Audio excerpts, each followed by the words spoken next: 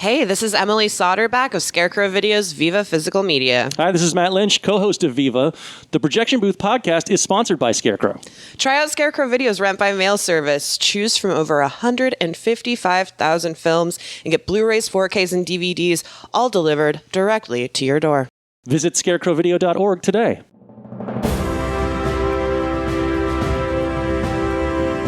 Hold your ears, folks. It's showtime. People pay good money to see this movie. When they go out to a theater, they want cold sodas, hot popcorn, and no monsters in the projection booth. Everyone pretend podcasting isn't boring.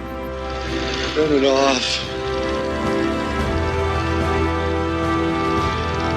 Turn it off.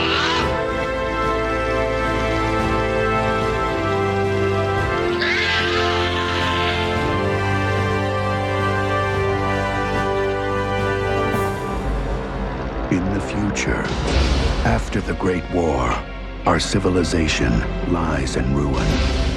Government does not exist. Technology has been erased.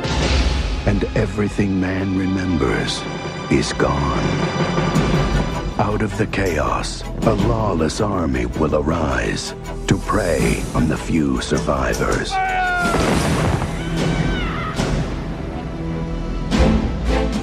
But to a people who have lost their hope.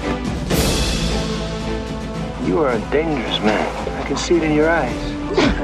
He will give them courage. I have a feeling about you. He will restore their memories of the past. It's the individual that counts. These people don't need dreams. They need help. Are you going to bring them that? I want him bound. I want him dealt with.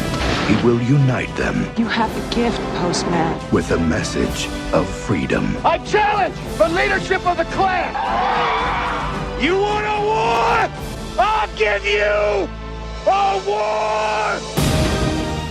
Kevin Costner, Academy Award-winning director of Dances with Wolves, brings you an epic new vision of our future. There's gonna be new laws. There's gonna be peace.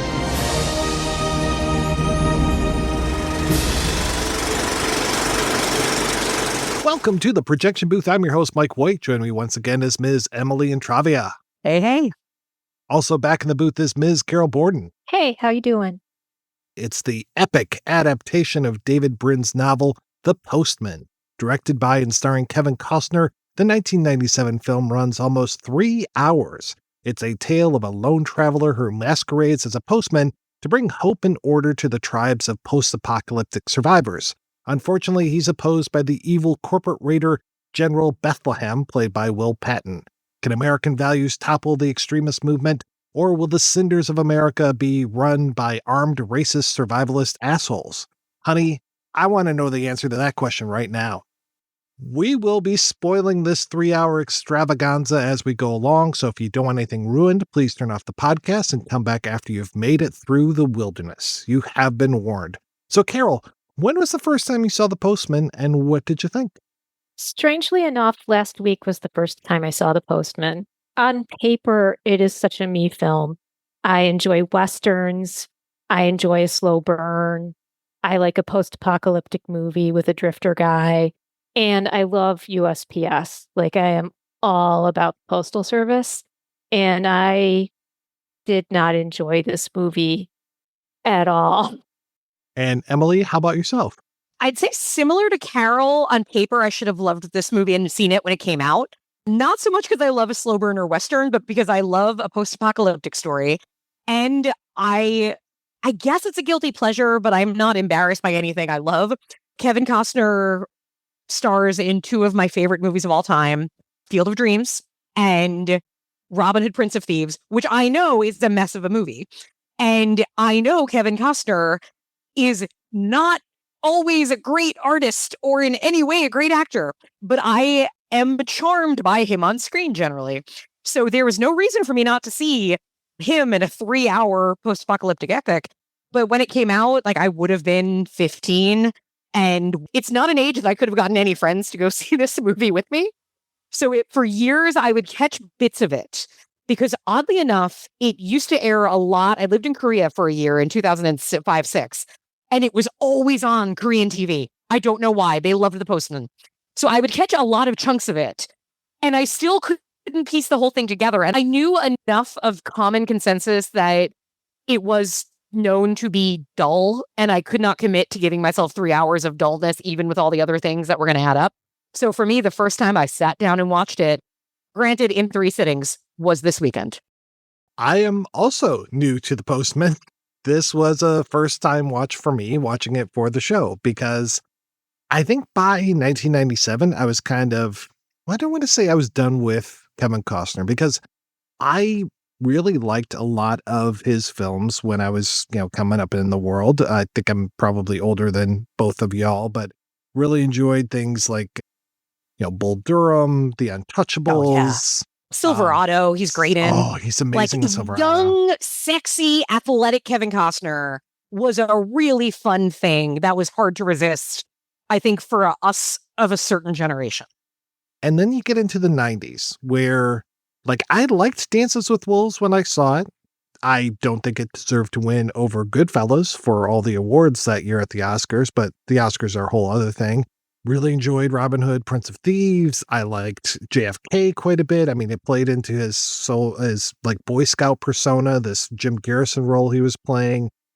Never saw The Bodyguard, but I did see A Perfect World, and I hated A Perfect World. And then I didn't see Wyatt Earp, but I did see Waterworld, and I actually really liked Waterworld. I mean, I love post-apocalyptic stuff, and so I don't know why I never saw The Postman other than possibly Tin Cup, which I hated worse than Poison. I don't know if you all remember the end of Tin Cup where he just refuses to do something. He just is the most pig-headed person in the entire world. And I'm just like, fuck you. His character was one of the most annoying characters I've ever seen in my life. And yeah, I just hated that movie. So I think I kind of based on that. And then also, I mentioned the 3-hour running time multiple times in the intro, which, hey, 3-hour movie, I have no problems with. I talked about Goodfellas is 3 hours. That's exactly. Fine. Yes. Yeah. I'll watch Goodfellas any day of the week. Seven Samurai. Yeah, there are so many good long movies, but The Postman, I felt every freaking minute of The Postman. It really is a slog. Part of it was, I will say, this is a movie that benefits from breaking it up. I think sitting down for 3 hours and watching this would have been hard, whereas watching it 1 hour and the next day 1 hour and the next day 1 hour helped a lot. And for me, this could have been a slog, but I think approaching it in this regard, where reading a lot about the making of it, going into it knowing we were going to really be dissecting it, allowed me to watch it on one hand from a kind of, okay, I am taking notes, I am noticing little things, but also it somehow made it that much more fascinating a watch with how much it fails, I guess, because you cannot accuse this movie of phoning it in. This movie tries. Now, everybody is not trying the same direction, and even Kevin Costner is not at time, you wonder his efforts are going in one place. It feels like he has kind of, at this point in his career, decided, I know I don't need to worry about my performance. I know I'm good enough. I'm just going to work on everything else. And so it's like Kevin Costner doing the same Kevin Costner things he's done in all of these movies that we're mentioning. And it doesn't work because this world is so weirdly ill-defined for it being a post-apocalypse. Also, I hadn't thought about this before because I similarly watched it in 3 segments, and I became interested in why it was not clicking with me and what they were trying to do. When you talk about Kevin Costner doing his Kevin Costner things, like you guys, I have Kevin Costner movies I really like. I have ones I don't like as much. I think once he got more control, because he had become a big star, he miscast himself sometimes. And this feels miscast to me, but also, do you guys remember clip shows where, at the end of a season of television, they'd be like, we're going to show you all the best bits from this season of The Office or whatever. When you were talking, I'm like, oh my God, it's like he's doing an actor's version of a clip show sometimes. He's here's the part where I'm sexy and I'm smizing into her eyes, and here's the part where I'm making like an off-the-cuff joke about how ridiculous. Yeah, here's where I'm doing a dad joke. Here's where I'm turning my hat backwards. But he doesn't have the cast on the same page as him. Like, he's trying a lot of things and he's not choosing. And he's the director, so he really has to be making those choices. And he's making choices for the other actors because he's the director. And they all come off. Will Patton, who plays the fascist white supremacist militia General Bethlehem, because they called him Nathan, I'm like, is he supposed to be like Nathan Bedford Forrest? And then I'm like, why don't they make that more clear? Because he kind of is. When the movie wants him to be more villainous, they make him more racist. It's almost that thing that I feel like a lot of shows have done the last couple of years where when you've created anti-heroes, they've gone too far, you have to bring in like white supremacists to make them look better. Like Breaking Bad does this. Sons of Anarchy did this. And it feels like a little bit with this where like Bethlehem seems, I mean, because I think he's a fascinating character. I mean, there's a very strong lingering thing that I think we have to discuss about him. But the idea of him being racist feels really convenient to making him more villainous. Not to say this is a dumb thing to say, but like, oh, he feels too educated to be racist. You're a survivalist. How would really white supremacy help you in this scenario? It doesn't feel like thought out with ultimately what we get on screen. I have a weird little background where I went to get my master's in anthropology. And what I was interested in when I started my master's was not what I ended up writing about, but it was these kinds of groups, Dominionism, white supremacist. David Brin is on point with their white supremacist general. And you can see it now. Like, they all show up online with their Western traditional classical Greek sculptures things. They're all mad about the Odyssey now. You know, they have to be good at everything and smart about everything. And it's almost always, it turns out they sell copiers. I think he was a copier salesman or something. He's a copier salesman, the worst type of human. My father is a copier technician. And growing up, I have, the things you know in life. One of them is, my father has always said this, the worst person in the world is a copier salesman. Oh my goodness.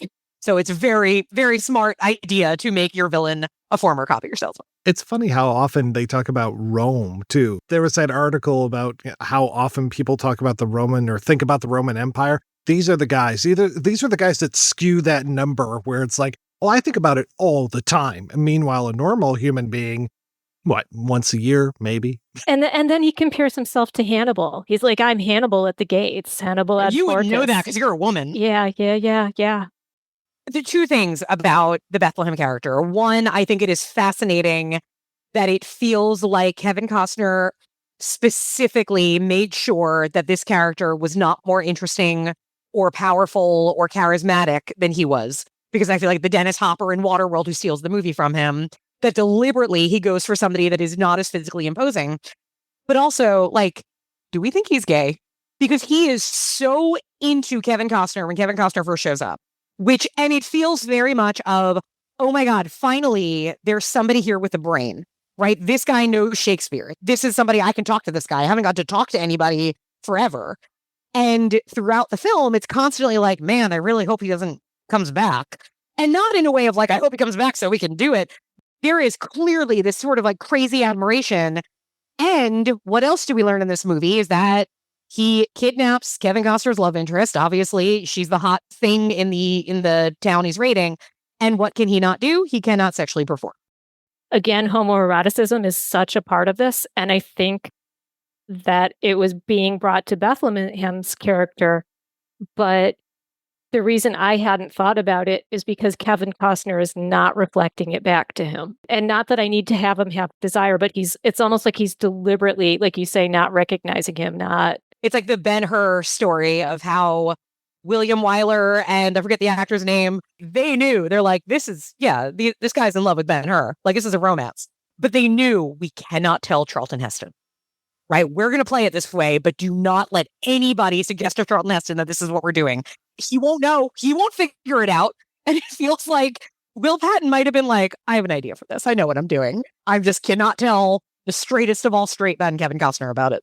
and his 10 kids who are in the movie. Well, even when you see Bethlehem, when he's hanging out, he's like painting pictures of himself. It's very, it's a very feminine thing to do, be interested in the arts.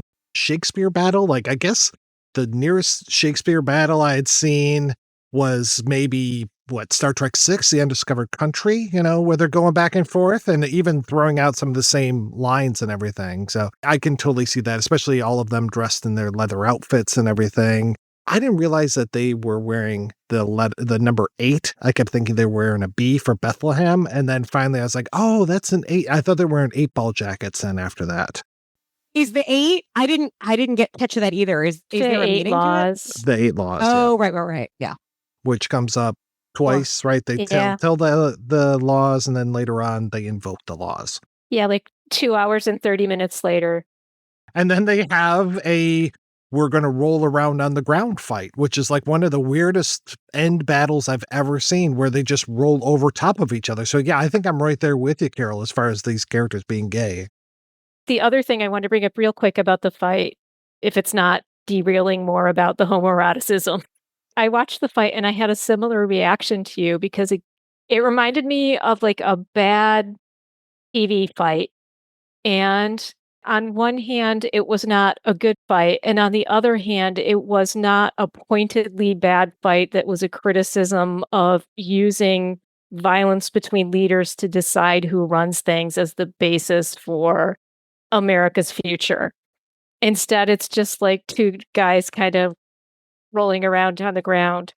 The other thing that really, I think, frustrated me and also made me my theory on why Kevin Costner also deliberately made this character not, an alpha male is nowhere in the movie are we led to believe Kevin Costner is a warrior, right? We understand he's a survivor.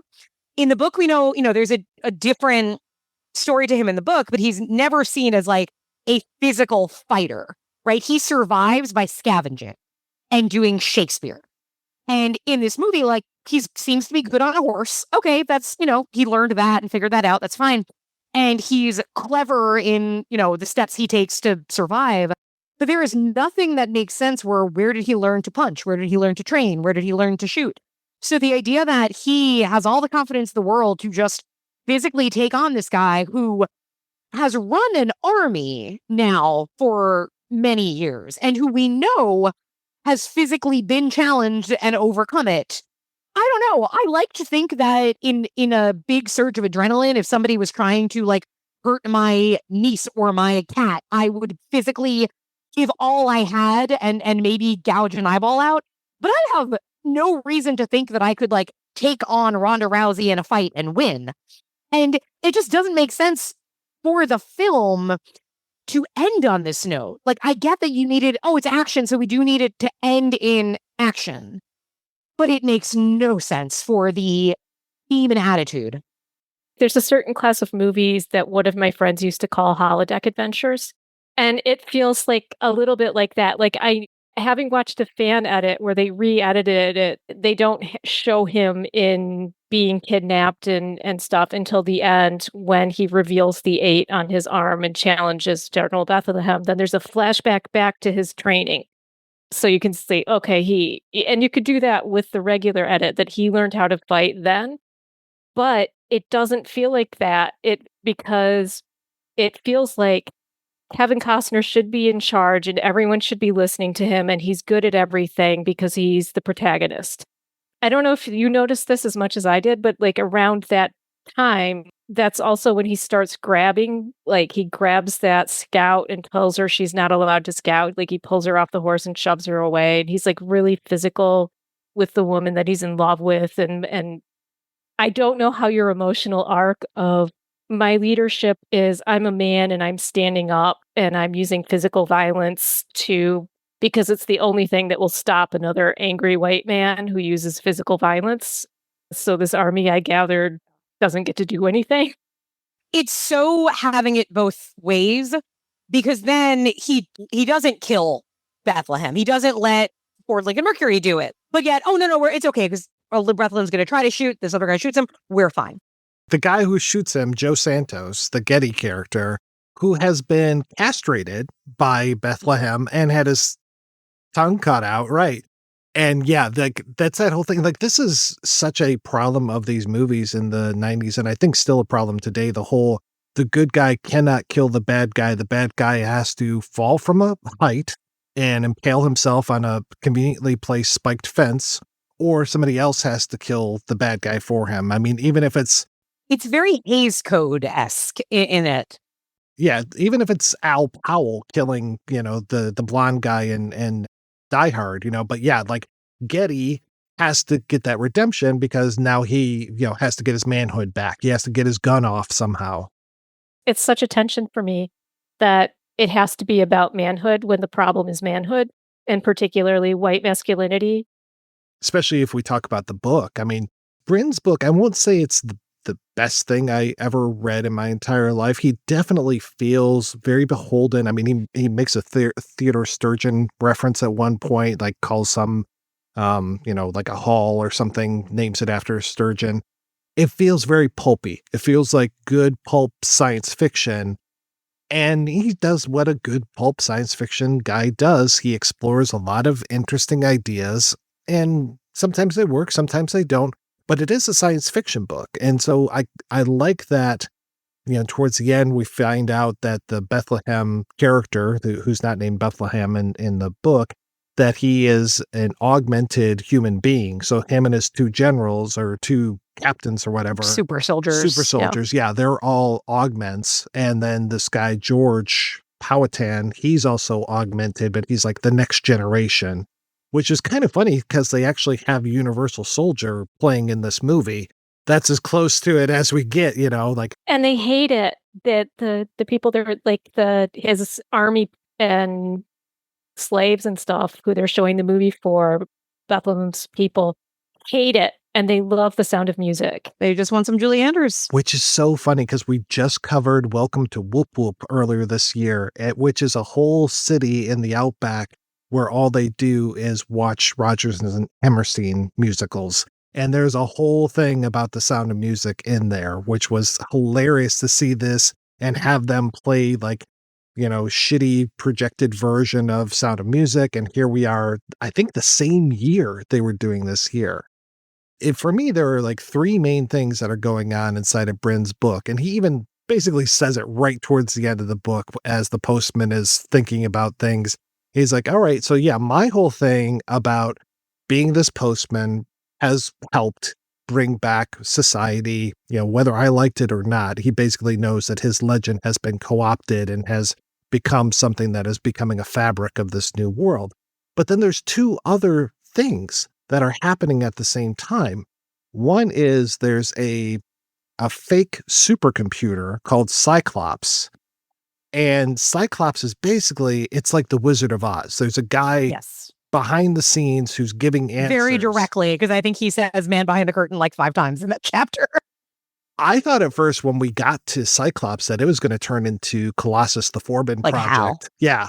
And it would be like, oh, well, shit, this guy, like this computer actually wants to take over everything. And I thought it would be a real, like, oh my God, how do I get out of here kind of thing. But no. It's funny. I thought I was like, oh, it's more con people. Right. It's another con. It is another con, yeah. And then the third part, which is actually very genuine, like I think at the beginning of the book, he mentions Lysistrata, and then that comes through the entire book, especially when it comes to this character of Dana, I think it is, who I don't think she really has a character like that in this movie. No, yeah, there's no Dina here. They did standard sort of screenplay thing where they're like, we need to have like efficiency of characters. We have one woman. Yes. Yeah. We have one young woman love interest, and she will be beautiful, obviously. And she will be strong in the sense of, she can shoot well and she's able to defend herself and able to be pregnant and doing a whole lot of physical things that probably a woman that pregnant in, an apocalypse wouldn't be able to do. And she'll be able to say things when they need to be said for Kevin Costner to hear. But the book, and I don't think it's done overly well, but I like the effort of it. What's interesting is whenever David Brin, all the interviews I read with him about this movie. He has a lot to say about a lot of things. And he actually has the best attitude of a writer to an adaptation, which is like, look, the movie's something different. I really like that. I think they captured the spirit and what I was, the theme I was trying to tell. Do I think they did it well? No, but I appreciate it and it's fine. But he'll complain about certain aspects of the movie and choices that were made. But I didn't see him ever really mention the Dina storyline. Because in the book it's basically these women saying, this one woman who's been born in the apocalypse, essentially, like grew up without experiencing much of the real world, but had books and had access to people who could tell her things, and kind of comes to the conclusion that, well, women never did enough. Women let this happen in a way because they didn't fight it. They always relied on the men to do it. So you know what? We are going to do something different and we are going to go fight. And she does. And it works and doesn't work. It feels like the novel's kind of saying like, it was nice of that idea, but it didn't really do much. But it also did, because it gets like, she sends letters saying what they're doing, which get intercepted, but also get read by women who are kept as slaves, who then also rise up. So there was kind of this like minor attempt at sort of feminism in the book. We do not get in the movie. I'm actually glad we didn't get it in the movie. I watched one of the special features you sent us that was David Brin talking about the movie. And he sort of indirectly talks about, there were a lot of ideas in the book that didn't get to the movie. And I'm like, sir, you're so lucky.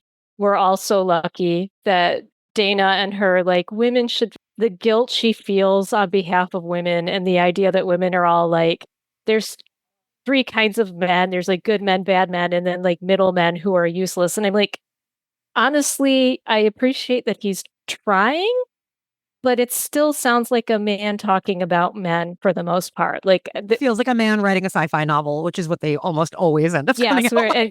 Especially in 1982, where you have to have, like, I have to share my very strange theories about society from my very rational science fiction perspective. Those are the big 3 pillars that the book is built around. And then they just cut out everything other than the postman himself. And that's because we've got it's Kevin Costner here, yeah. But yet we don't cut out a 4-minute love scene. Reading the earlier drafts of the screenplay, because thank you so much for Carol for letting me know the original screenplay, or at least the 5th draft, I think, of Roth's screenplay. Yeah, it was the 5th draft. Is out on archive.org, and I was expecting something completely different when I started reading it because of all of the bad things that Brin had to say about Roth's screenplay. Brin calls the Roth drafts the demonically horrific script of Eric Roth, a truly evil mishmash that reversed every moral message from the book. After that alone, I was positively disposed towards Kevin Costner and Brian Helgeland. And he bashes it quite a few times. There was like a 1998 essay that he wrote. And what are some of the differences in that version? Frankly, I don't see a lot of differences. Like the differences for me were a lot of structural stuff. Like we don't meet Bethlehem until 30 minutes into the movie. So precisely right around the time that the first act should be over and the second act should be starting.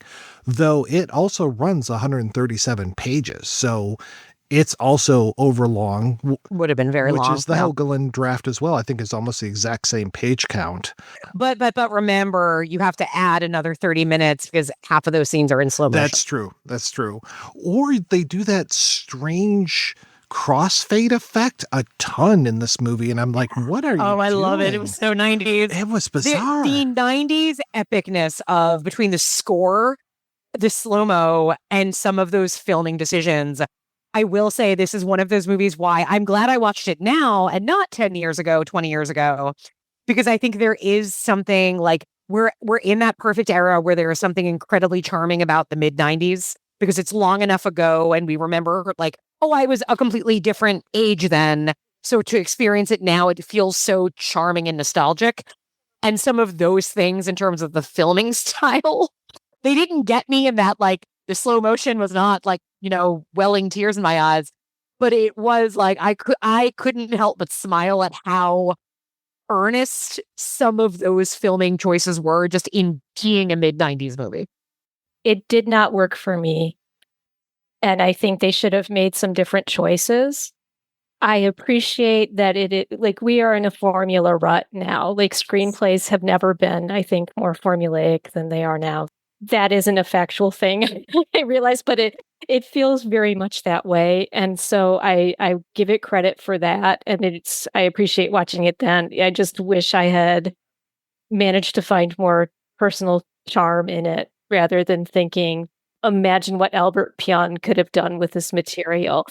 And this budget. Carol, he's a postman. I was talking a little bit to Mike about how punishing I found the score. And it's not even like by itself, because I think by itself, it's a fairly standard sort of neo-Western sweeping vista score, but it's relentless. And it's like, we know that you might think it's funny and campy that he's a postman, and we're showing slow motion romantic shops of post offices and mail delivering. But we want you to feel this the right way.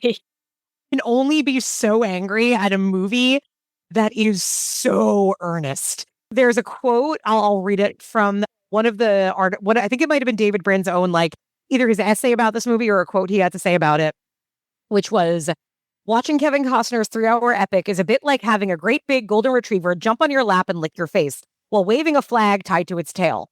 It's big, floppy, uncoordinated, overeager, sometimes gorgeous, occasionally a bit goofy, and so big-hearted that something inside of you has to give. That is, if you like that sort of thing. That's the novelist talking about this movie. And I think he's right. Like, my dad a few years ago has always been somebody that had an American flag up. Like, my dad's a Vietnam vet. And he realized a couple of years ago how he got so nervous that him having a flag up would mean people think that he supports Trump. And so he made his own, he actually drew a little Biden sign underneath it at the time. But it is that idea of when you loving America, and it's such an Americana movie, right? That it's soured, which is so unfortunate that you watch it today and you want to just love the goofiness of it. But there is this other element watching it where you're like, oh, it's so corny and it loves the USA and this and that. And then you sit back, you're like, what kind of movie would this be if you made it today? Who is this made for now? And the weird politics of its characters, I don't know, where they map to today is just a strange thing that it's easier not to think about, because then you can still appreciate this as just a really goofy artifact of its time. I feel like if it were made today, it would have one of two endings. One would be the Tarantino, they shoot Bethlehem in the head and make sassy, cool reference remark.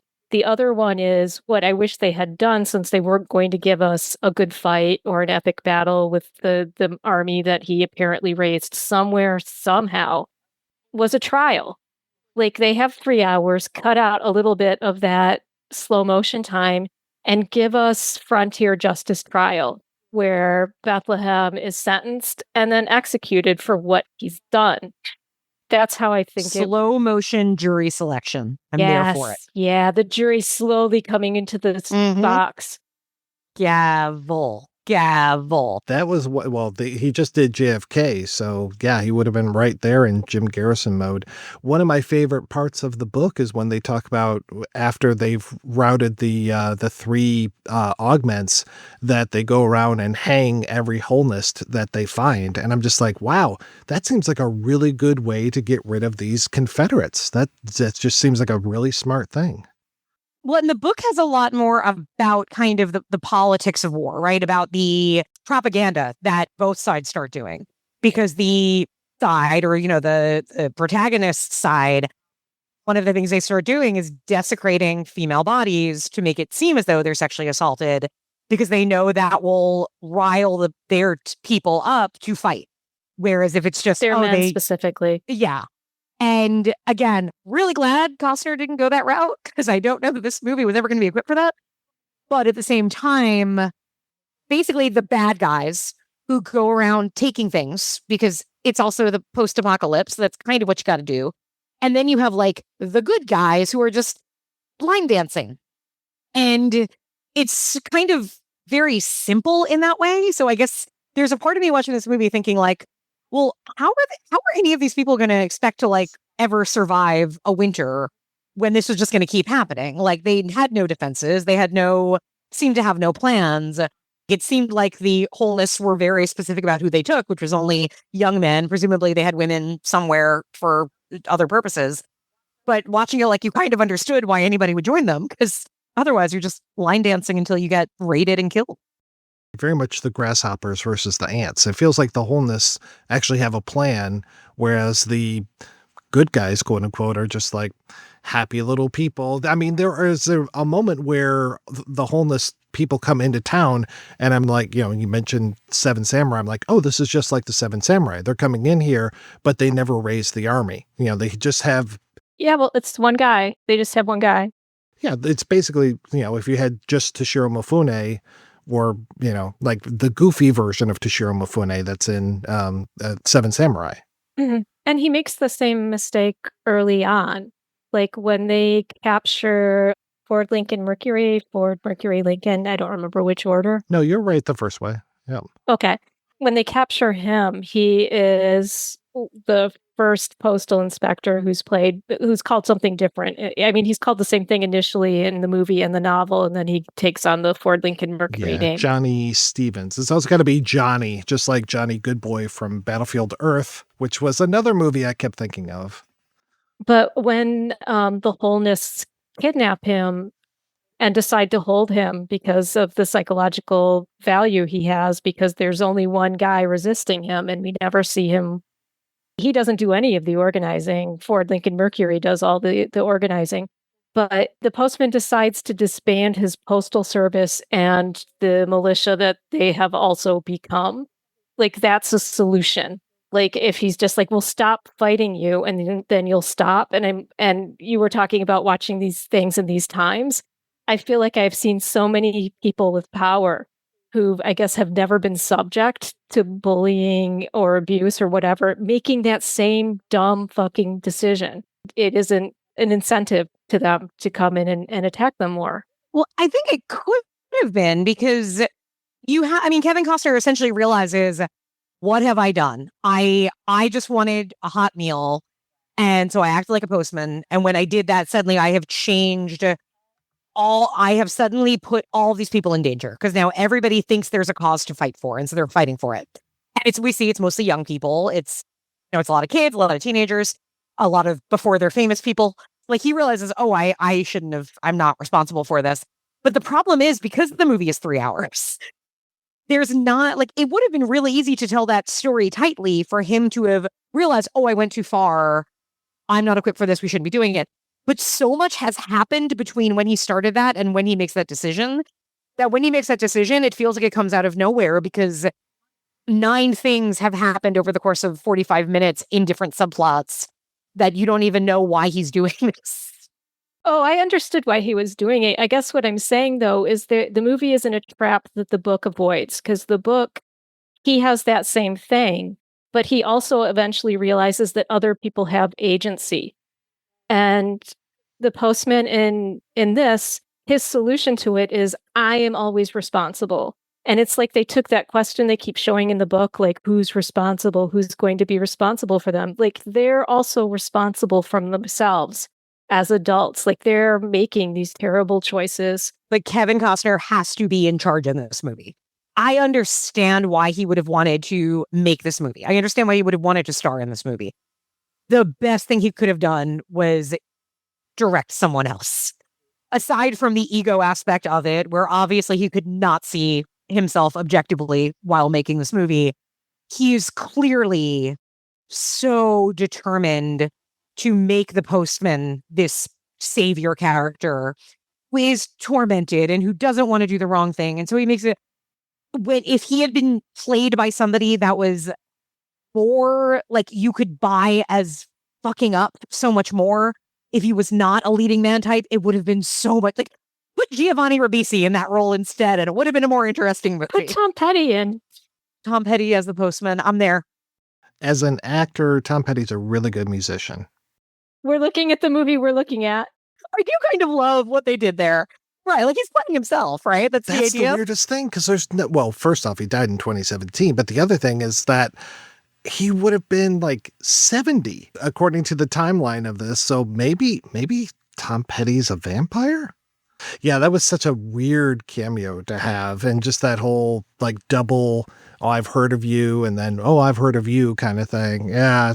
I've heard about you. I've heard of you. And even that Kevin Costner basically makes it so that Tom Petty says, you're more famous than I am, Postman.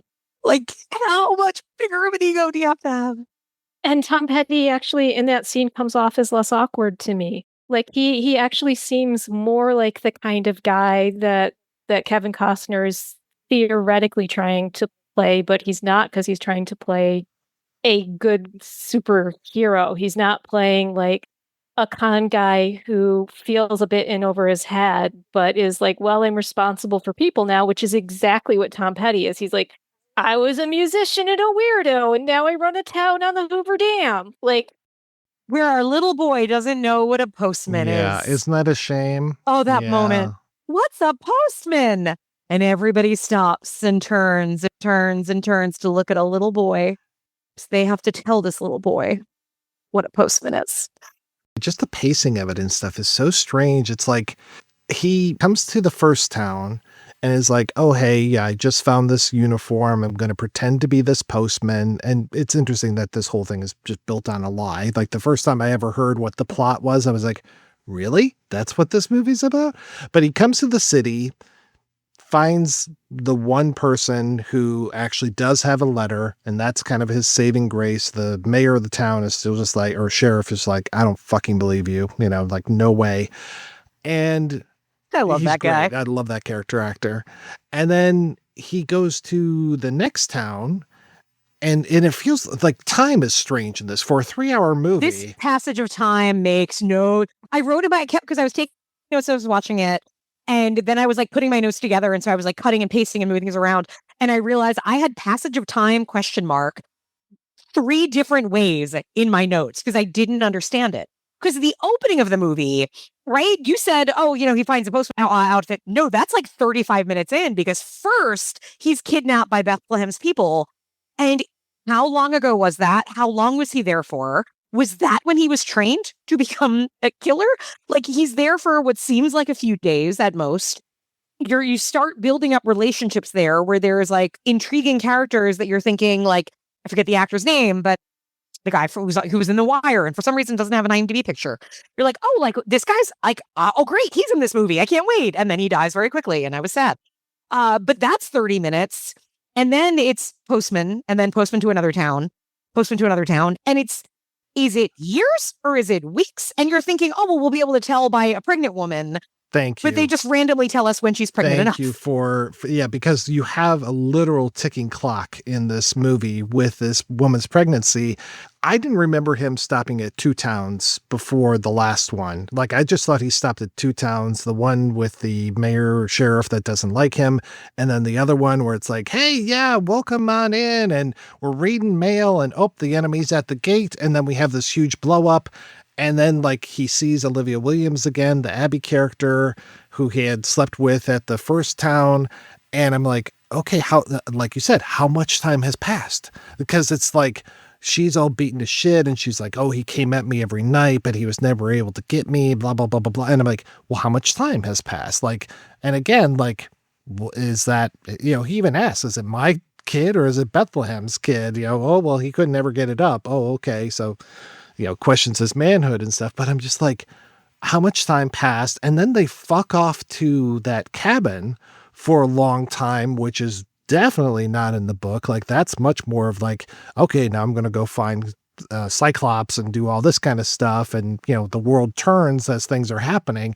Like, Abby is left in the dust when it comes to the book. Like, they have the same relationship, but Michael doesn't die. Her husband doesn't die.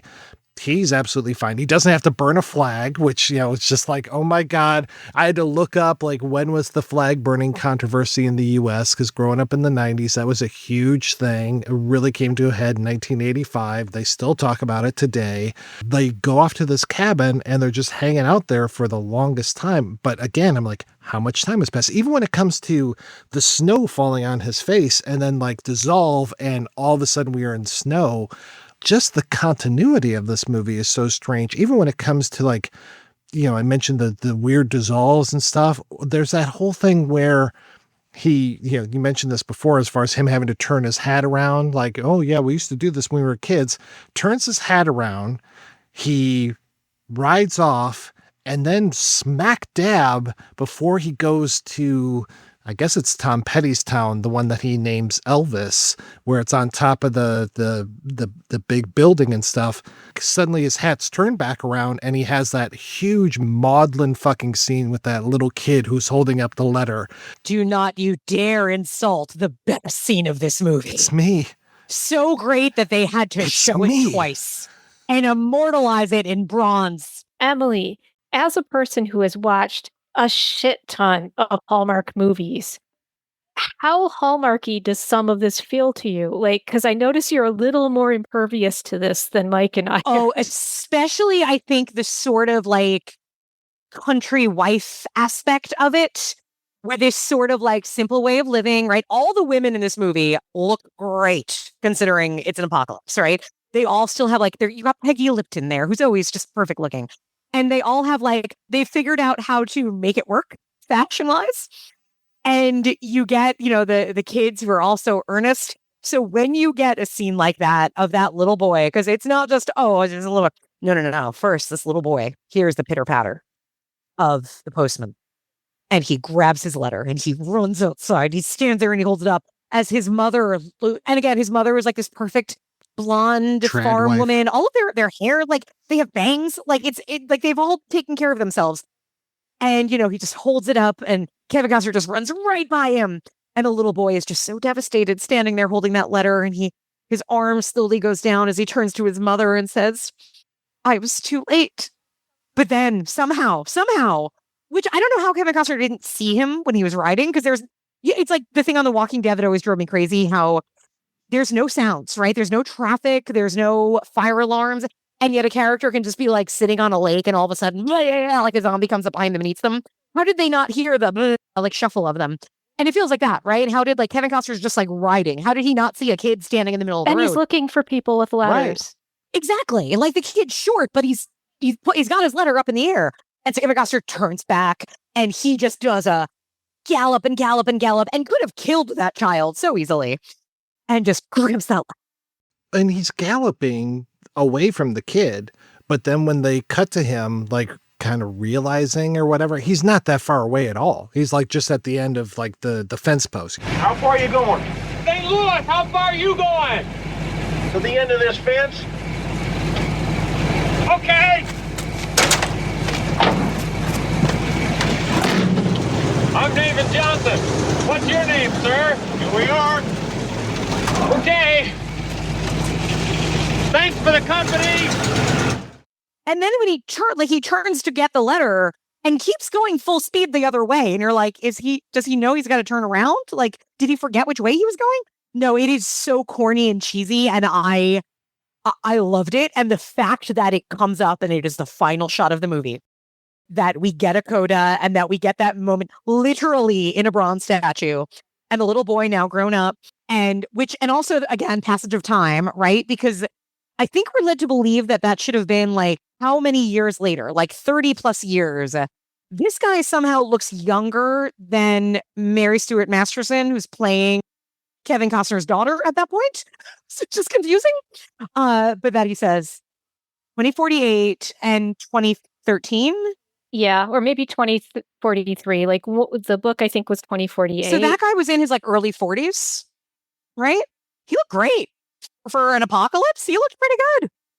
They're now in St. Rose, which I didn't even realize how many times he mentions St. Rose in the final film, because going back to that Roth script, St. Rose is a big thing. And that's like his, like, I've heard about this town and we're going to find St. Rose and it's going to be fantastic. And then he actually finds the town towards the end of the screenplay. And then like that is the paradise that he was imagining. And that's where the final confrontation all takes place, is in this St. Rose.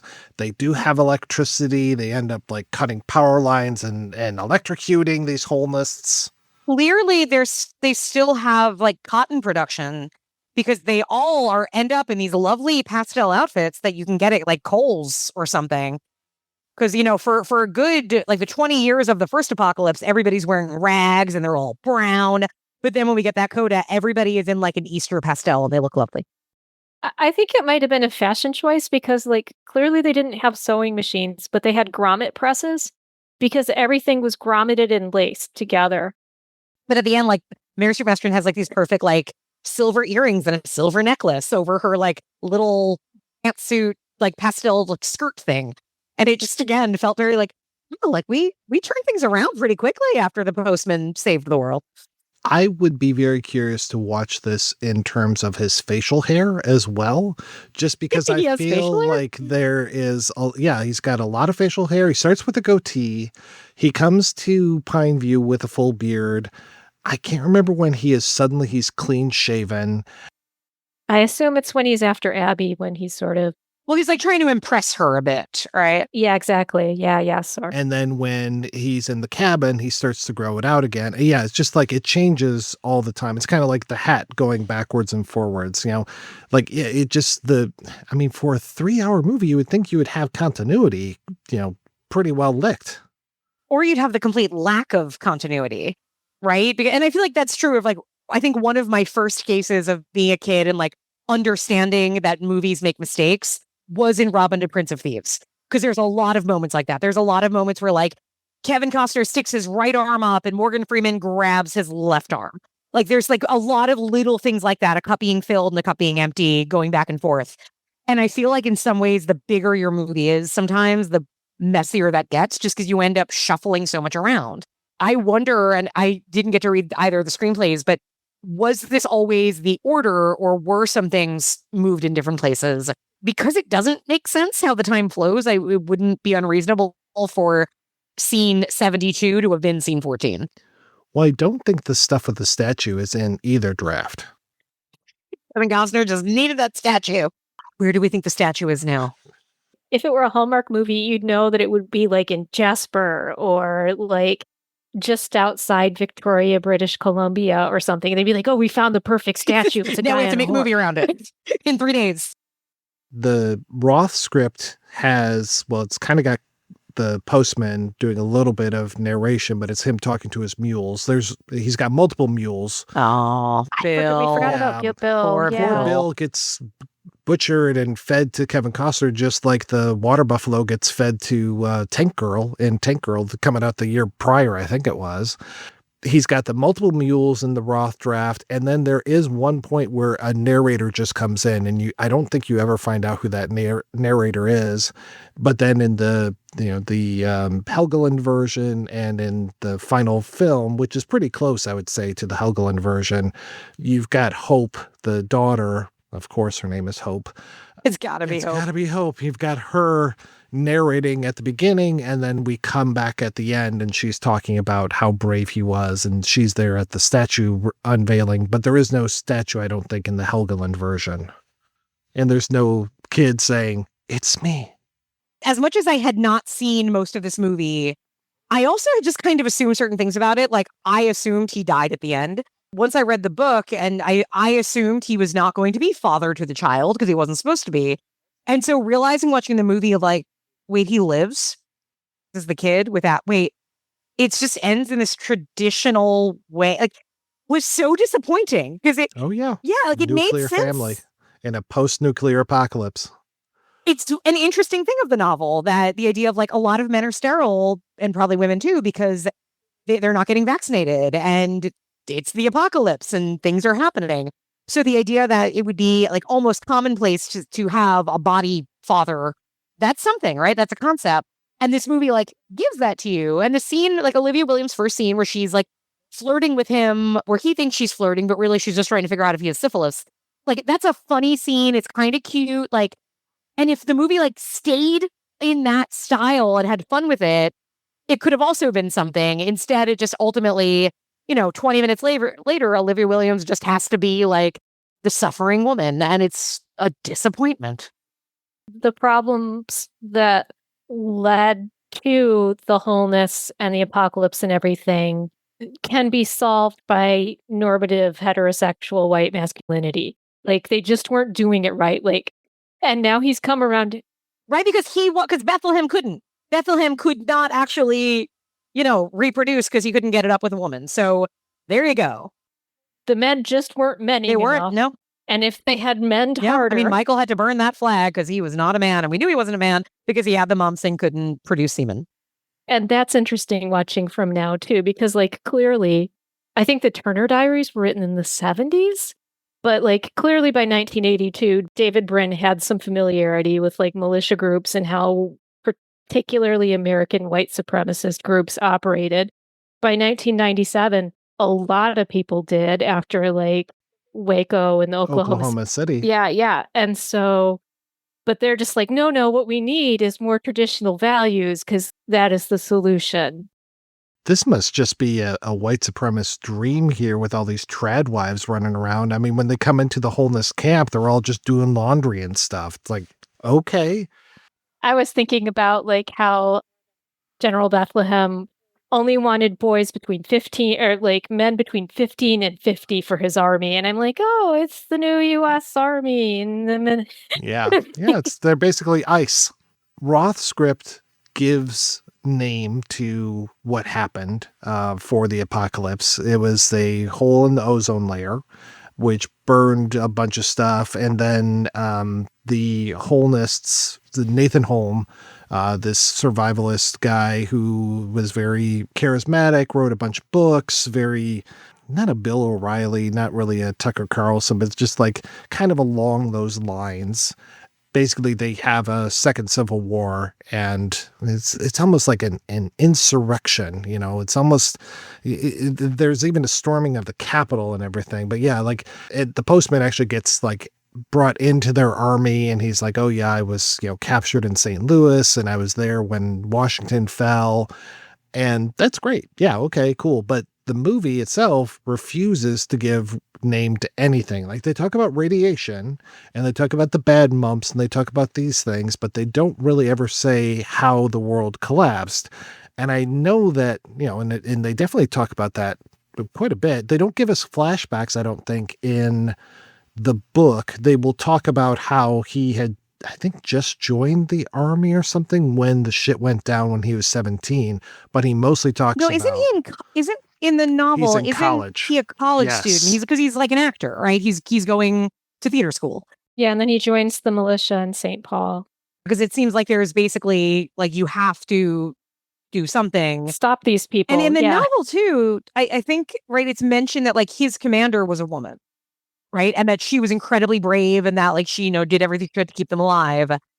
And her name implied she was Southeast Asian as well. Like, Lieutenant feels pointed and feels like it was a deliberate choice. And I can't remember exactly in the novel what the cause of it is. It's sort of a combination, right, of environmental and bio, and then it just gets worse because of what people do.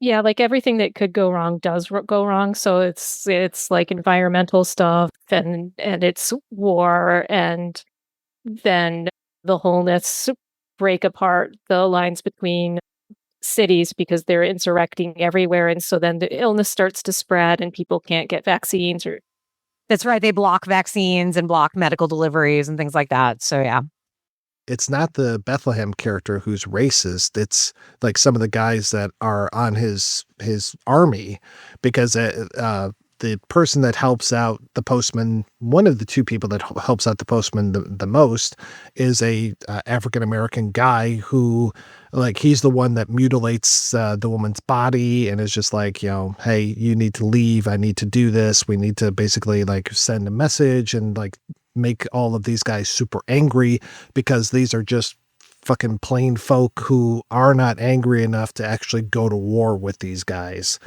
And he comes back towards the end and does a lot of damage to the Bethlehem character and his guys. And one of his guys is like, oh yeah, this black guy and blah, blah, blah, blah, blah. I don't even know if he uses the N-word, but it's just like, I know Bethlehem's character is like, hey, that's small-minded. Like, what are you doing kind of thing? Whereas here, it's just like, oh yeah, like you said, like, You thought he was bad? Well, we're going to really make you feel We're just going to make him racist. We're going to make him racist and, talk about like mongoloids and the N-word and all this kind of stuff. I mean, James Russo, always good for that. But it's so funny that like, I thought just from the cast list, I was like, oh, James Russo's in this. Oh, Giovanni Ribisi's in this. Oh, wow. This is great. Dead within 30 minutes. Which might not have been a bad thing in Giovanni Ribisi's case.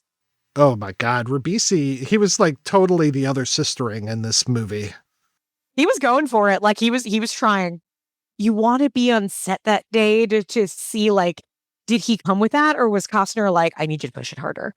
Because I have a hard time watching Kevin Costner in this movie, who is such who can be a really charming screen presence.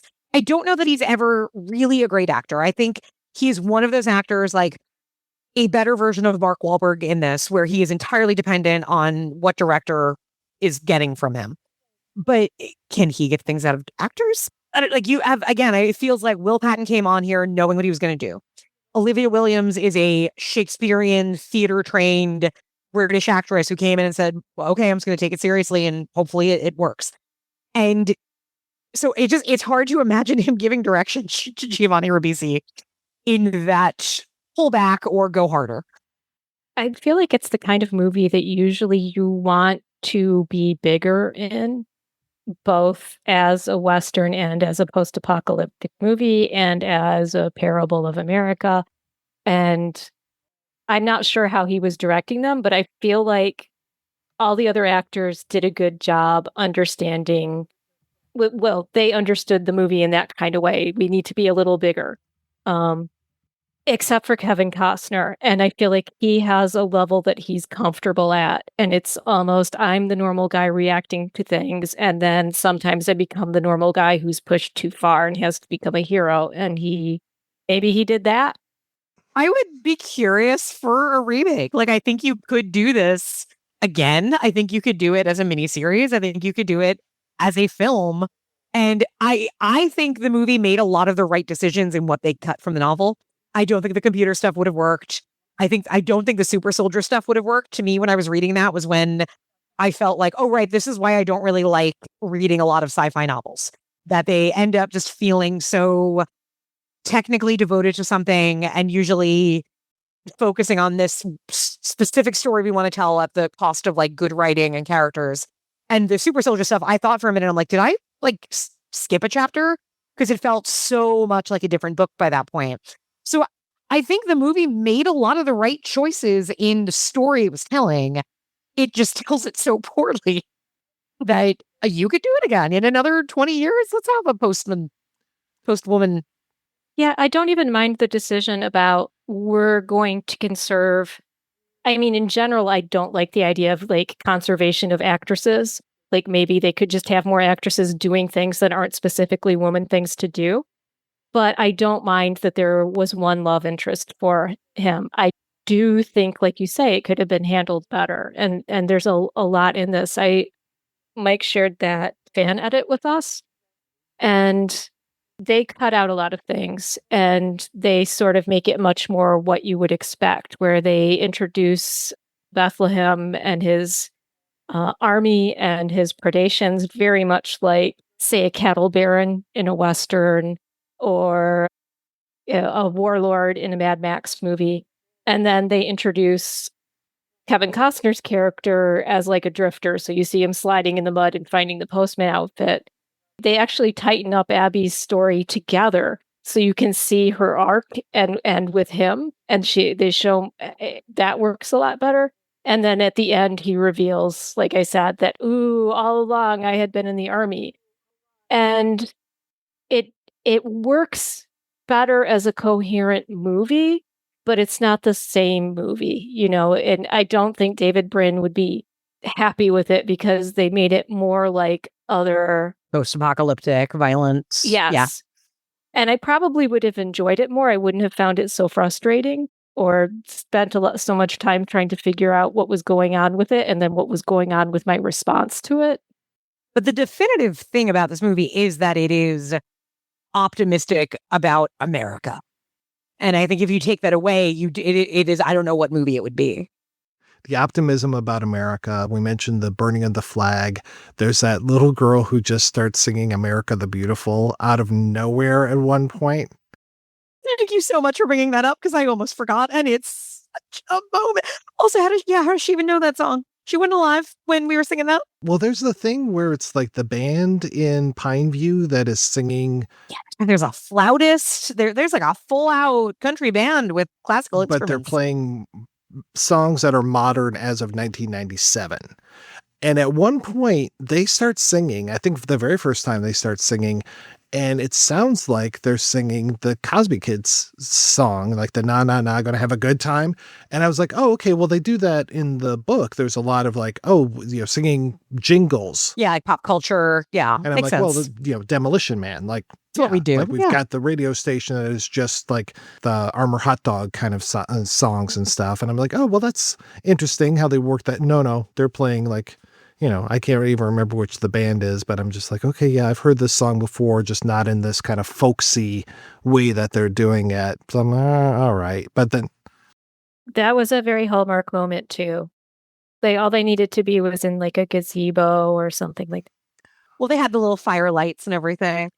There's something too that I do find interesting about the apocalypse of how does culture survive, right? For whatever reason, I think we're kind of led to believe in this movie that even though, again, Target clothing will survive, books don't, it seems like, right? Because nobody is reading. Nobody is, that aspect does not seem to be a thing there.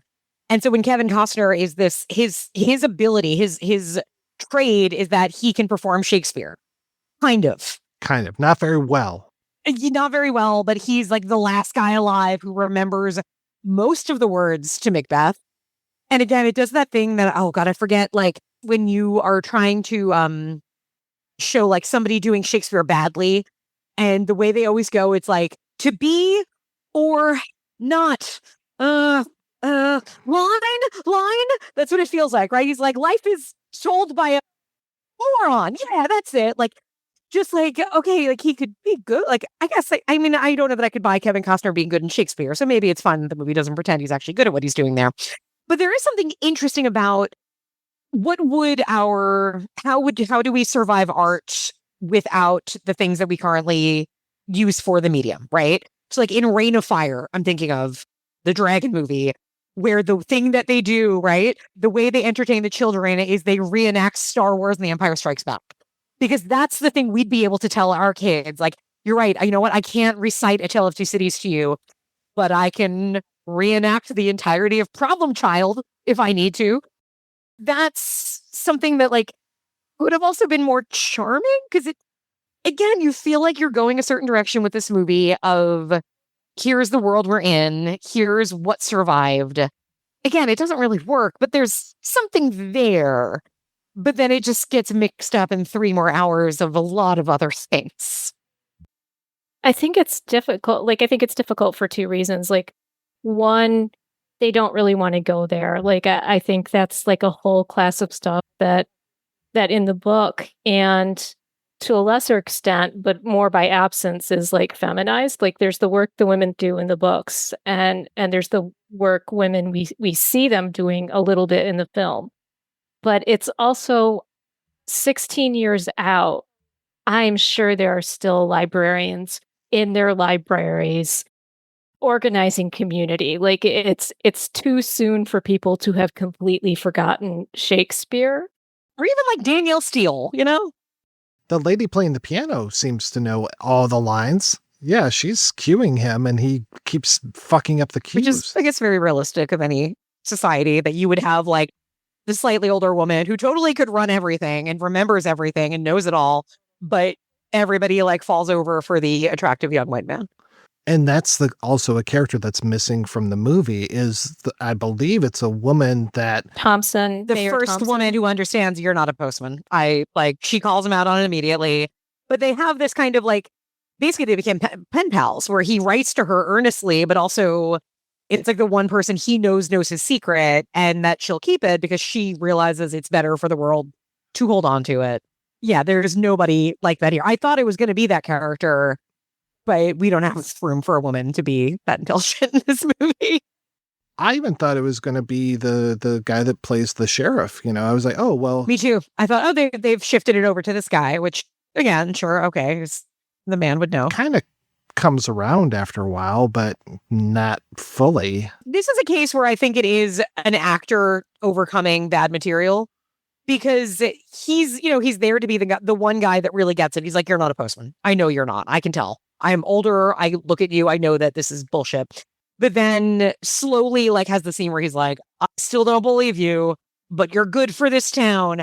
But then the next scene, when Kevin Costner is like, by the way, I have a letter from your sister. That scene is actually a really beautifully done scene, because he takes it, like, just in one moment, this actor's eyes go from steely to welling up with tears. He says, I thought my sister was dead. And he just walks away and reads this letter. And you suddenly are like, there's a movie here. Oh, okay, can we just go with this guy? Can we follow him? Because it does feel like there is something genuine happening here. And it's really lovely. And I think it is purely a good actor being given 2 lines to make it work. What's funny, because that guy, Daniel Van Bargen, mostly plays sheriffs and chiefs of police, like Super Troopers, Chief Grady, Oh Brother, Where Art Thou? He's Sheriff Cooley. I had just seen him on Seinfeld, so that's what was stuck in my head with him. Yeah, Seinfeld, he is fucking fantastic. I want to say, isn't he the guy from Malcolm in the Middle as well, that tortures Francis, the older brother? Oh, he's the, like, military guy. With the one, I think so. with and I think he even showed up in a Universal Soldier movie, which is kind of funny. But yeah, I was really thinking, oh, he's going to be the guy. He's going to, see between the lines and all this. But yeah, you're right. That is a beautiful scene. There are moments in this movie where you're like, oh, wow, this is actually, like, hitting. But those are so few and far between. And when you're a 3-hour movie. The Pony Express moment, when all the postal carriers are split off. Yeah, that's a lovely. And yeah, the Ford Lincoln Mercury character, I would say, is probably one of the strongest characters around. And he's the one, like you said, he's the one that organizes all this stuff. He's the one that really gets all of these people together. Like, he adapts the dream. Like, I think I referred to him in my notes as, like, he's basically the Paul of Tarsus of this whole movement. He's the one who gets hit on the road to Damascus and is like, I must spread the gospel of the postman. And he's the one that starts all of these. He's Johnny Appleseeding all these different post offices all over the place. Yeah, we can have a better life. There's something lovely to that idea, because the, revolution to be in the hands of the young, right? You don't want it to be these, like, old people that are like, well, I remember how it was and how it could be again. Sure, that's great, but it's much more important and powerful and sustainable if it's the young people saying, I believe that the world could get better and I'm going to do something about it. And you also can't rely on, I know I feel like I'm harping on this, but you can't rely on one person. You have to build a community. No, unless, Carol, that person is Kevin Costner. Yes, you're right. I'm sorry. Kind of reminds me of that line from Mad Max Fury Road, where it's like they, when Immortan Joe comes in and they've written, like, who broke the world or whatever. And it's like, yeah, all these young women are the ones that are going to be our saviors. It's not these old men who are just beholden to the old style of running things. And that's why I thought this movie was going to end with Kevin Costner dying, with Ford Lincoln Mercury, like, putting on the Postmaster General flag, and Kevin Costner's daughter, who, is taking over, like, the next level and so on. And all of that would have made more sense, but instead it still has to be in the hands of, like, isn't it great that Kevin Costner didn't kill that guy? During that moment, it made me briefly think of Gran Torino, because I'm like, I could see Clint Eastwood, who I think has different politics than Kevin Costner, pulling this movie off better. They probably have the same politics. Yeah, I don't know. I haven't paid attention in a long time, but I was willing to give some. Continue to do that. That's the best way to live. I haven't seen Kevin Costner speak to any empty chairs, but I wouldn't be surprised. I mean, I haven't really kept up with him since I don't even know when the last time was.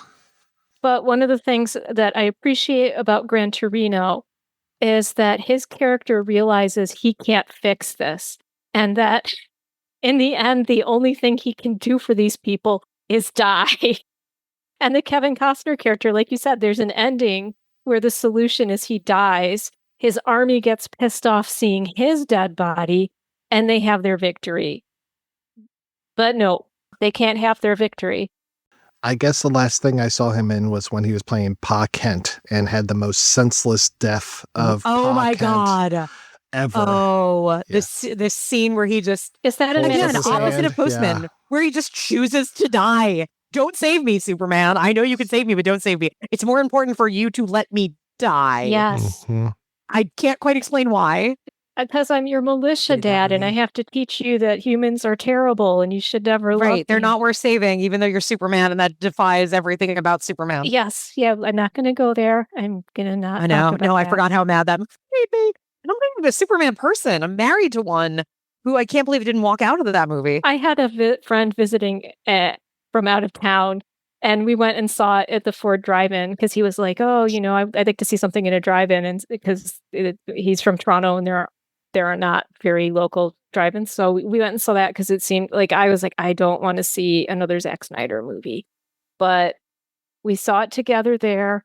And we bitched so hard together in the car that we saw these people in this other car looking at us and laughing. That's the perfect way to watch it, so that you could just bitch together and not disturb the disturb other people. Yeah.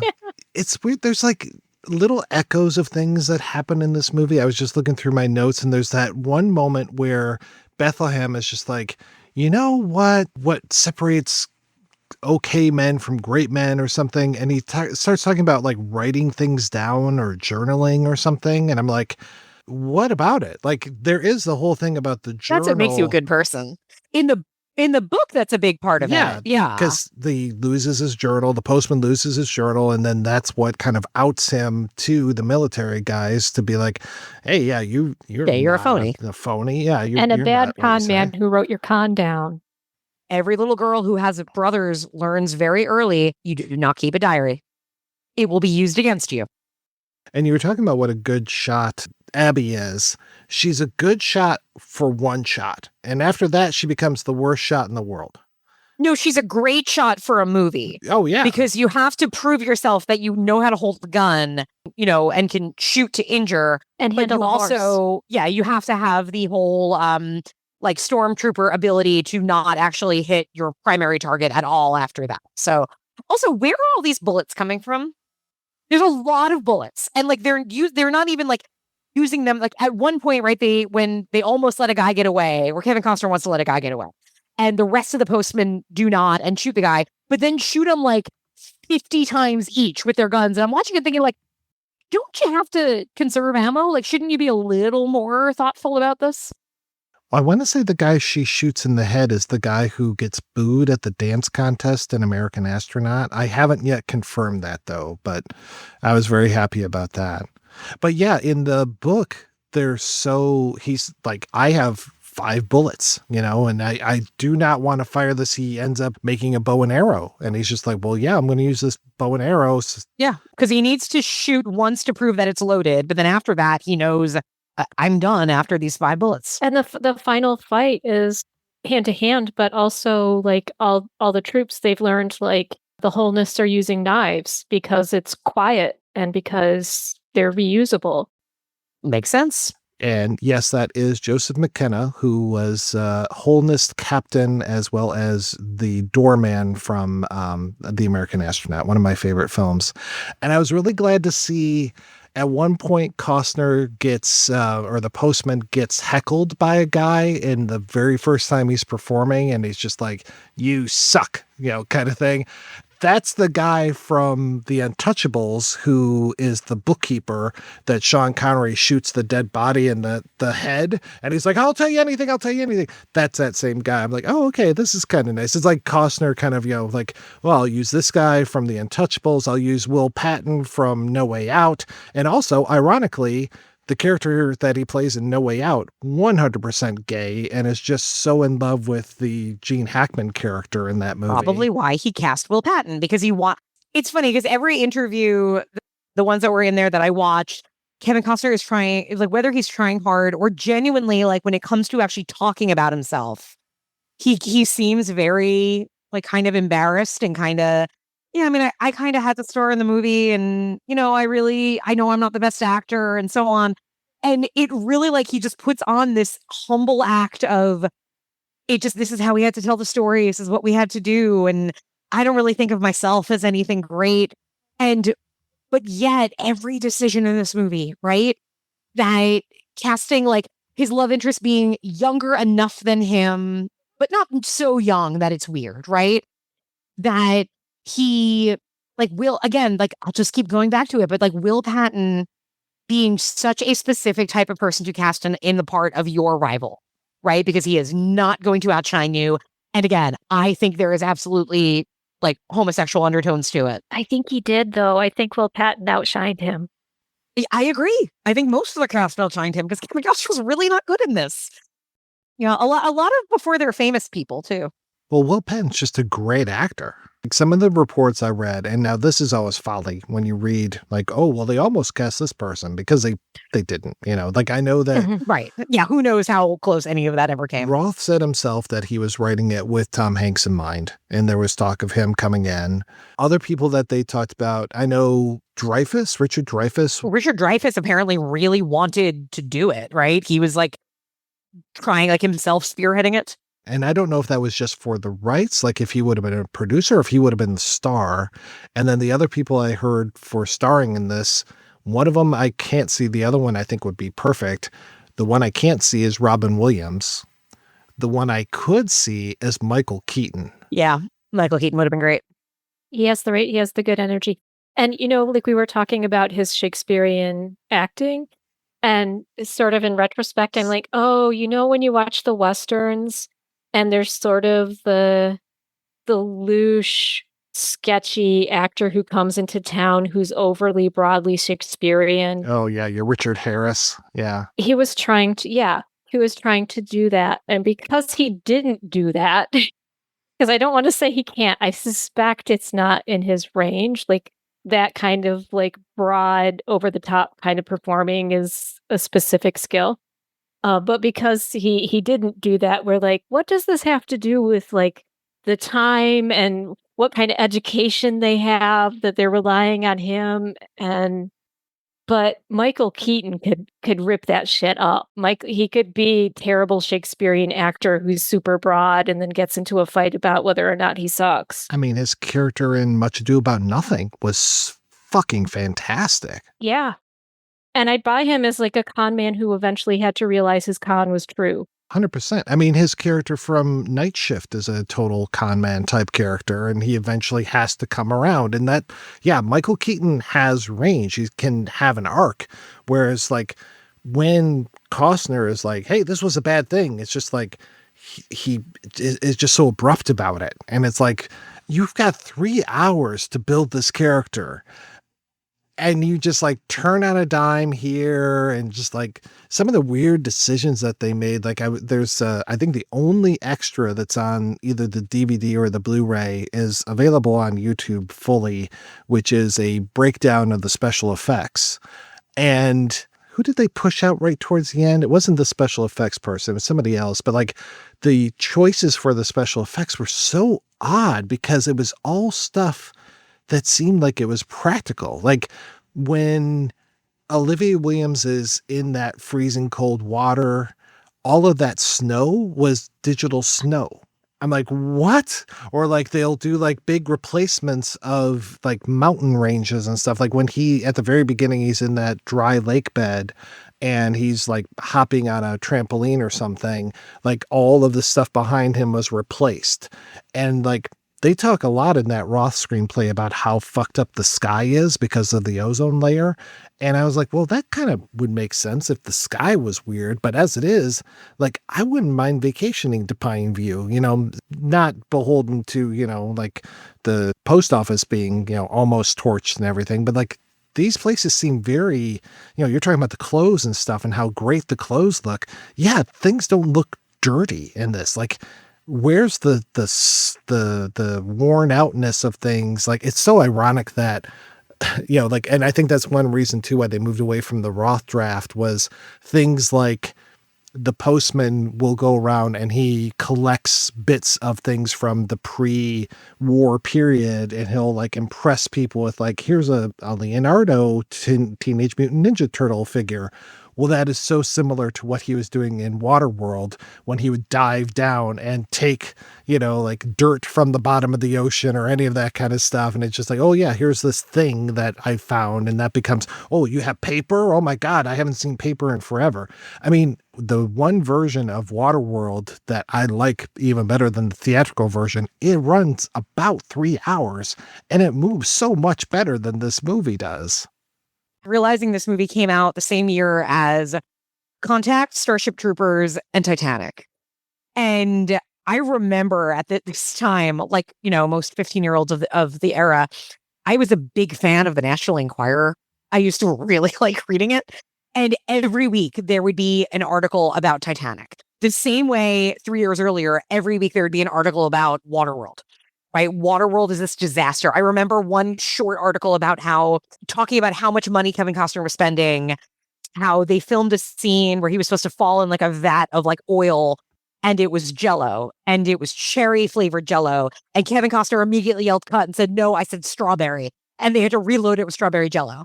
And I don't remember anything about the Postman because all of that attention was on Titanic. Every week it was Titanic's budget's now at 100 million, Titanic's budget's now at 120 million.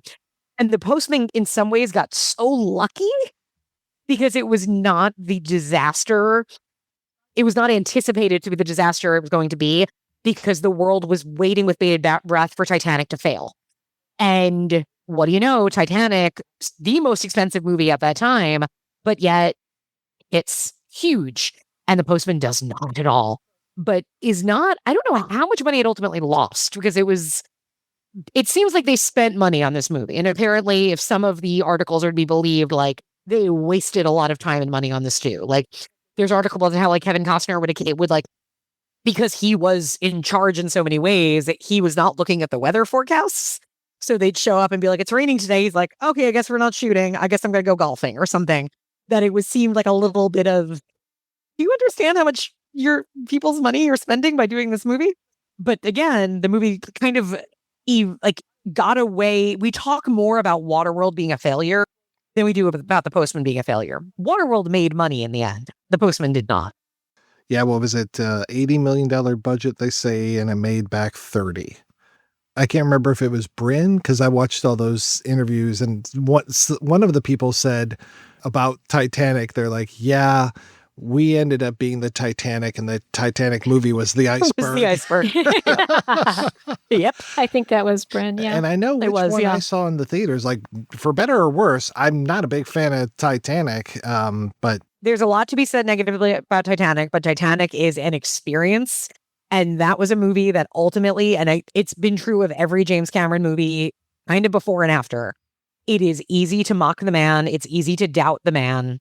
I am sure he's a miserable man to actually be around regularly, but fundamentally, he is confident in himself and he knows what's going to work, and he has always been right. Titanic was supposed to be a disaster. It was not. Terminator 2 was supposed to be a disaster. It was not.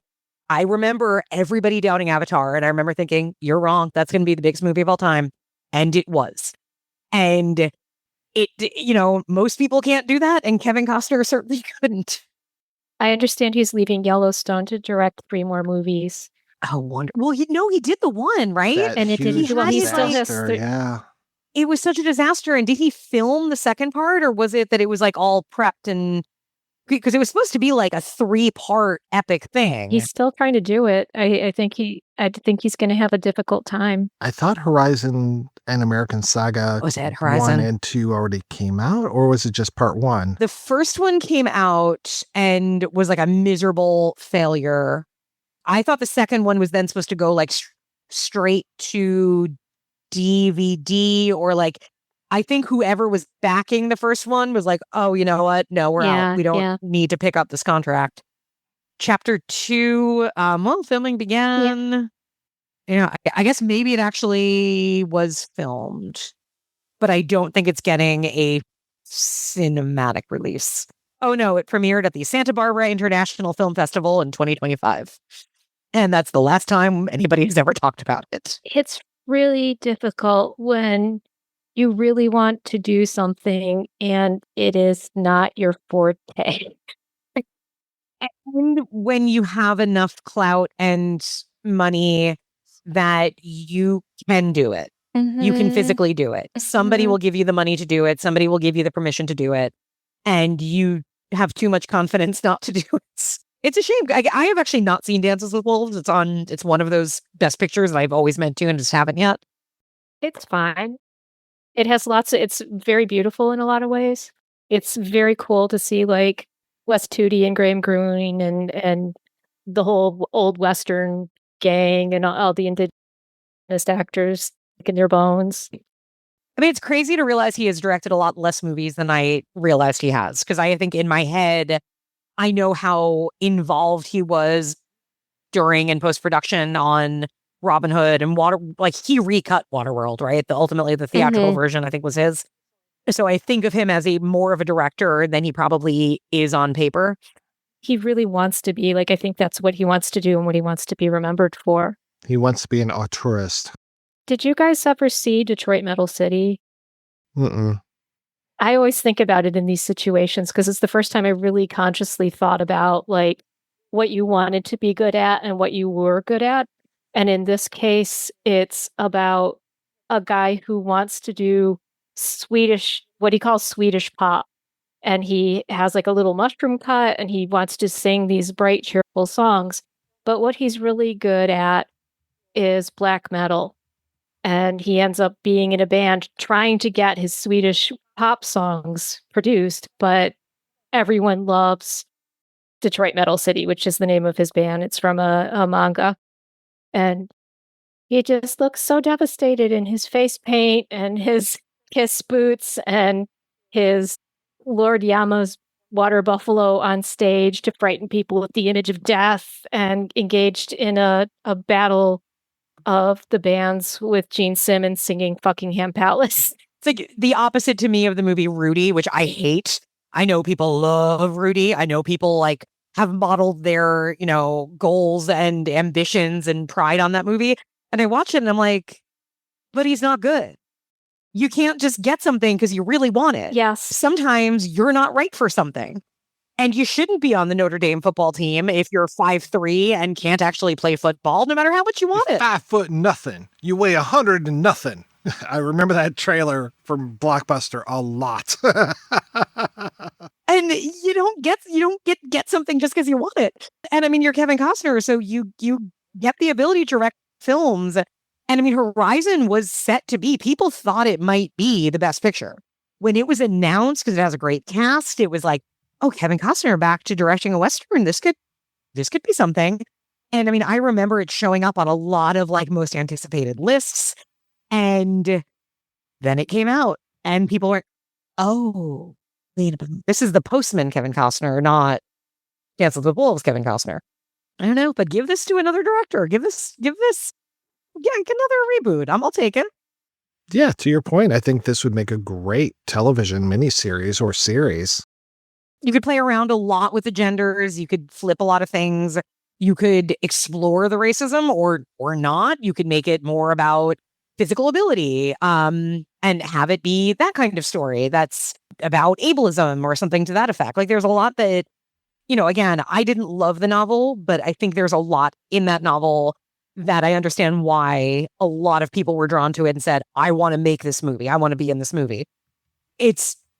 Again, I'm saying it's a shame. I think I probably enjoyed this a little bit more than both of you, just from an entertainment point of view, because I can enjoy something that's trying really hard and failing, and that's what I feel like this movie does. But I still think there's wheels in this thing to give it another go. I'm a little confounded because I can almost always do that. And this is the first movie in a long time that I really had trouble with. I'm still thinking about what is it about it? Because I enjoy Zombie Lake, say, which has terrible pacing but it has charm to it and I feel like there's this melding of Oscar level sensibility. There's Oscar level music, there's Oscar level cinematography, all the cast is fantastic. And it's been merged into what I would normally see as a very low budget, straight to video kind of thing. That would have been that way for if Kevin Costner hadn't been involved in 1997. Like you say now, it could be a very cool prestige miniseries. It could, like Murderbot or the Dune stuff. And instead, we're trying really hard to elevate the material. And I don't know, maybe it's as simple as that I can't deal with the elevating of the material. I mentioned things like the "It's Me" line or the little girl singing America the Beautiful. There are so many clunkers in this movie where you're just laughing out loud. Like, you give away hope like you're giving away candy. That one I might adopt. And that's where you're like, Olivia Williams, you poor beautiful creature. I love there was one of the interviews with her, because this was her first Hollywood film, right? She basically came straight over on a plane from England and was like shoved on set. And the, interviewer, it's like one of those typical, like very like Hollywood talking it up and everything. And trying to figure out the exact line they say to her was something like, oh, like, were you really, was this what you were looking for? Were you excited to do it? And she's basically said like, you're an actor, you take what comes to you. Yeah, I liked the part where she was like, when they kept asking her, trying to get her to be excited about it. She's like, well, I'm really looking forward to the good work I can get from this now. Don't make her be any more damningly polite. I'm saying I'll never watch it again, but no, that's not true. If this is on cable one day, I will absolutely flick it on and be like, oh, okay, I guess I'm going to whisk my eggs to the scene where, whatever scene it is. Not in a way that, like, if Field of Dreams is on, I will stop whatever I'm doing and be like, all right, I guess we're watching the rest of Field of Dreams again. With this one, I think it is watchable. I say that. It's not watchable to sit down and watch it for 3 hours. But I think this is one that, in passing, if I walked by and this was on TV, okay, I'm going to leave it on for a while, laugh a little, kind of, again, appreciate the horsery in the movie and move on with my life. But it's fascinating to me in how much it wanted to do and how it was just in the wrong hands to do it. I would like to want to watch it while I did laundry. I think I will I think I'll turn to Waterworld while I do laundry. Yeah, I'm glad that there was a fan edit of this. I think it's definitely stronger. I think Carol, you pointed out a spark of hope subtitle that it's given is really kind of overwrought, but that's very much in keeping with this movie. I was going to say, yeah, it might be appropriate. Yeah, but yeah, even with that, I don't think it can really save what's here. It definitely makes it move faster, which thank you for that. Appreciate that one. But yeah, no, Waterworld is where it's at for me when it comes to this stuff. And there's a lot of other Costner films where I'm like, okay, yeah, let's check this out. Like I would love to go back and rewatch Silverado. It's been way too long since I've seen that. Silverado's fun. That is a good time of movie. Again, he's kind of like very minor to the cast, compared to, like a Kevin Kline or a Danny Glover or these guys. It's a shame that he got so big so quick, because I think he is somebody that could have been a great supporting actor in a lot of things. Or do like a Chris Cooper, like have some small key movies that are like Bull Durham and stuff. But just as soon as he got that power and could direct and star in his own projects, you can't do that if you don't have the ability to step outside yourself and know your strengths and weaknesses. Like, right, because I don't think he is an overly classically trained actor. I don't, and again, he is, to me, the definitive person when I think of like an actor who I think is a film actor who is charismatic, but is not necessarily a good actor. And again, he's been good in film, but I don't think he is who he is because he, is a trained actor with great instincts. I think he just has that thing that works really well on camera. And when it's done right and exploited right, it's really watchable and it can really make a movie better. And when it's front and center without any editing and directing around it, it is a 3-hour slog. He does have the honor of being in one of my least favorite movies ever, which I only made it through one time in the movie theater, which is Dragonfly from 2002. I don't know if you've ever heard of this movie. It's a Tom Shadak film, and it's about a grieving doctor who's contacted by his deceased wife through her patient's near-death experiences. It is. Oh, this sounds like something. Wretched. Absolutely wretched. Oh, you've so made me add this to my queue. Linda Hunt and Kathy Bates. I just skimmed like the synopsis. No, the first thing I see is when Joe arrives at his home, his parrot goes into a rage. I mean, you sold me on that. Now the feminine critique. Definitely. Yes. That's what we're doing. All right, guys, we're going to take a break and play a preview for next week's show right after these brief messages. Matt from Viva again. And Emily, looking for something superior to streaming? A place with more than 10 times the selection available on literally all of the streaming services combined? Check out Scarecrow Video's rent-by-mail service. Select from an unparalleled collection of over 155,000 films and get Blu-rays, 4Ks, and DVDs delivered directly to your door. Get in on it now at scarecrowvideo.org and rediscover the wonders of physical media.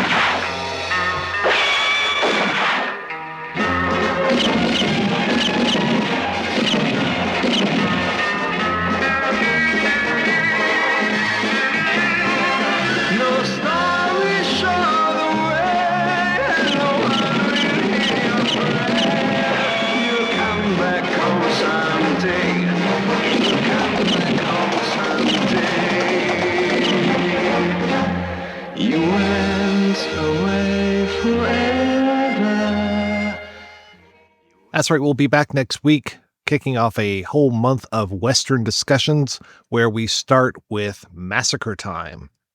Until then, I want to thank my co-hosts, Emily and Jane. Emily, what's been going on with you?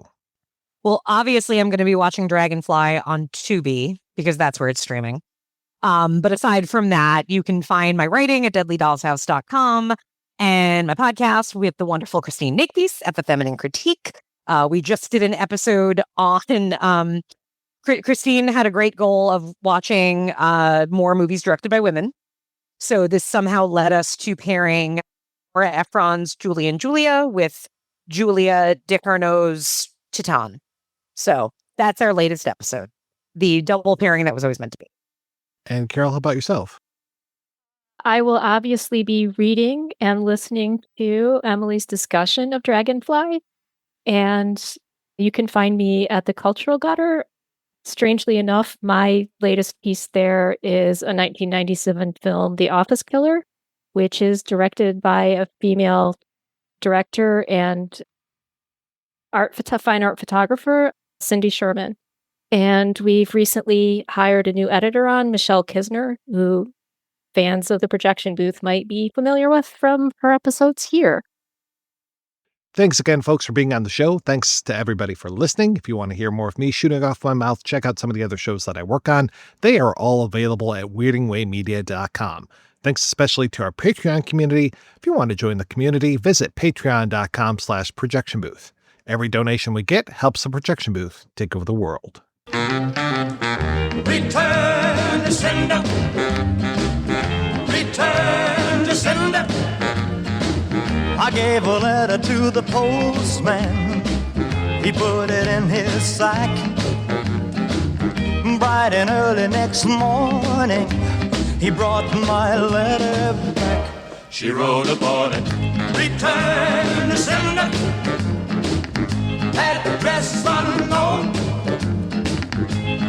No such number. No such zone. We had a quarrel, a lover's spat. I write, I'm sorry, but my letter keeps coming back. So then I dropped it in the mailbox as in a special deed. Bright and early next morning, it came right back to me. She wrote upon it, return to sender. Address unknown. No such person. No such zone. This time I'm gonna take it myself and put it right in her hand. And if it comes back the very next day, then I'll understand. Writing on it, return to sender. Address unknown. No such number. No such zone. Return to sender.